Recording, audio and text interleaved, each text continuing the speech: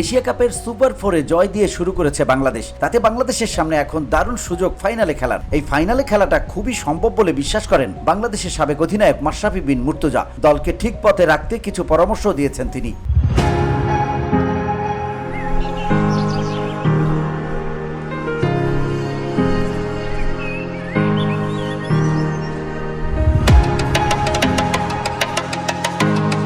Group পর্বের শেষ ম্যাচে আফগানিস্তানের বিপক্ষে 4 বিশেষজ্ঞ বোলার নিয়ে নেমেছিল বাংলাদেশ। সিদ্ধান্তটা যে ভালো কিছু আদৌ ছিল না, বিষয়টা পরিষ্কার হয়ে গেছে তখনই, যখন পঞ্চম বোলারের কোটা পূরণ করতে আসা শামীম হোসেন পাটোয়ারি ও সাইফ হোসেন 4 ওভারে 55 রান দিয়ে গিয়েছিলেন।